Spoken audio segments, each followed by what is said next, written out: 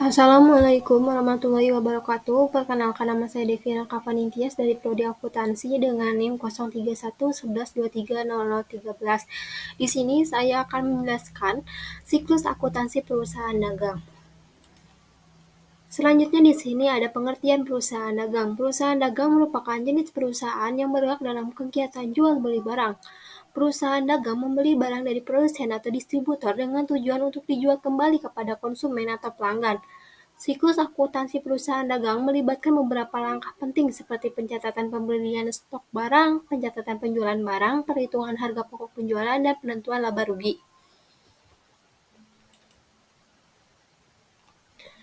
Selanjutnya ada akun-akun yang sering muncul pada perusahaan dagang.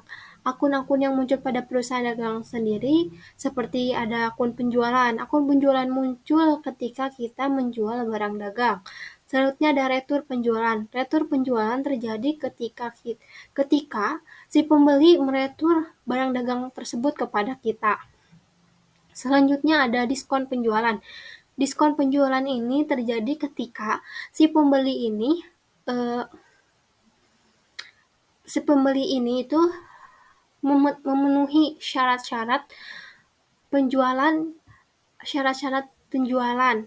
di kita sehingga mendapatkan diskon penjualan.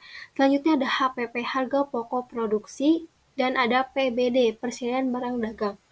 Persediaan barang dagang ini ketika kita membeli akan bertambah dan ketika kita akan menjual akan berkurang. Selanjutnya ada beban angkut. Selanjutnya ada syarat pembayaran. Nah, si syarat pembayaran yang tadi ini akan menghasilkan diskon penjualan atau tidak. Nah, di sini ada contoh, 10 Oktober 2021 dibeli barang dagang sebesar 3 juta dengan syarat 2/10 N/30. 2/10 itu jangka waktu diskon. Jika dapat membayar dalam waktu 10 hari yang dihitung setelah tanggal pembelian, maka diberikan diskon sebesar 2% dari harga beli. Selanjutnya, N30 itu jangka waktu kredit yang diberikan selama 30 hari. Selanjutnya ada FOB Shipping Point dan FOB Destination. Ini adalah beban angkut ya. Untuk FOB Shipping Point ini beban angkutnya itu dibayar oleh si pembeli. Sedangkan FOB Destination beban angkutnya itu dibayar oleh si penjual. Nah, selanjutnya di sini ada buku besar. Kita posting dari jurnal umum ke buku besar. Selanjutnya di sini buku besarnya itu sama saja seperti buku besar perusahaan dagang seperti ini. Perusahaan jasa seperti ini. Selanjutnya ada jurnal penyesuaian. Nah, setelah kita memposting dari jurnal umum ke buku besar, terus kita tulis di neraca saldo, selanjutnya kita akan menulis di ayat jurnal penyesuaian. Ayat jurnal penyesuaian ini di perusahaan dagang sama saja ya seperti perusahaan jasa. Namun di ayat jurnal penyesuaian perusahaan dagang ini akan ada contoh soal seperti ini. Persediaan barang dagang yang tersedia per 31 Desember 2023 sebesar 129 juta. Nah, dengan jurnal HPP pada PBD. Kenapa HPP pada PBD? Karena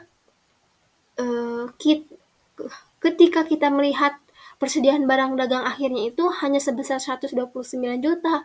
Namun di neraca saldonya itu persediaan barang dagang itu ada sebesar 188.728. Maka kita kurangkan karena di neraca saldo itu lebih besar daripada persediaan barang dagang yang terakhir.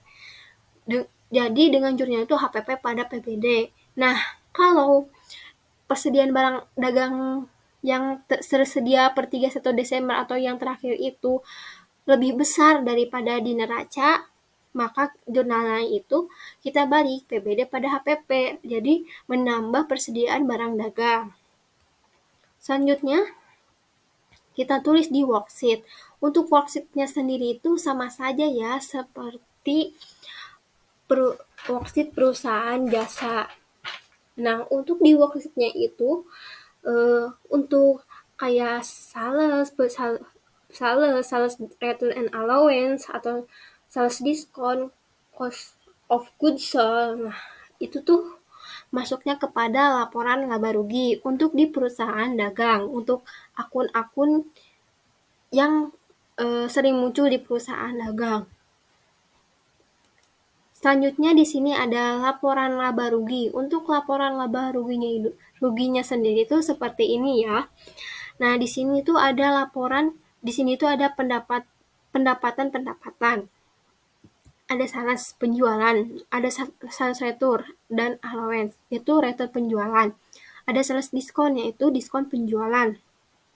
Si penjualan ini dikurangkan dengan return penjualan dan diskon penjualan sebesar hingga menghasilkan nilai seperti ini.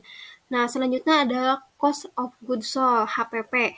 Selanjutnya, kalau sudah dikurangkan, kita kurangkan kembali dengan HPP sehingga menghasilkan laba kotor, yaitu sebesar 167.566.000. Selanjutnya ada beban-beban atau penghitungan beban di laporan laba rugi ini. Untuk penghitungan beban-bebannya sendiri itu dibagi menjadi dua. Ada beban operasional atau selling expense, ada general dan administrasi expense atau beban administrasi. Nah, untuk beban operasional sendiri ini adalah beban operasi sehari-hari ketika kita menjual barang. Apa saja sih beban-bebannya? Nah, selanjutnya ada general dan administrasi expense. Beban-beban ini itu seperti beban-beban yang berkaitan dengan biaya, kayak asuransi expense. Nah, selanjutnya kalau modal akhir tadi laba kotor dikurangkan lagi dengan ini beban-beban sehingga menghasilkan operational profit. Nah, si operational profit ini akan dijumlahkan kembali dengan other income atau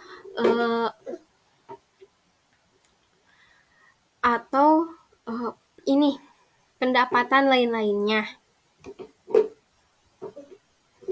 Selanjutnya di sini ada laporan perubahan modal. Untuk laporan perubahan modalnya itu seperti ini ya, sama saja seperti laporan perubahan modal di perusahaan jasa.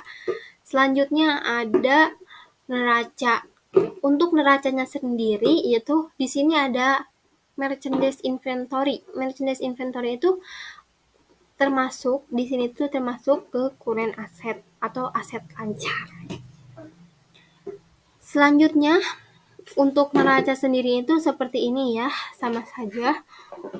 Selanjutnya untuk jurnal penutup. Nah, untuk jurnal penutup ini untuk perusahaan dagang sendiri kita tuh menutup pendapatan, beban-beban, modal, dan price. Nah, untuk menutup beban-beban di sini juga kita masukkan yaitu sales, itu penjualan, kita masukkan sales diskon dan cost of goods sold HPP.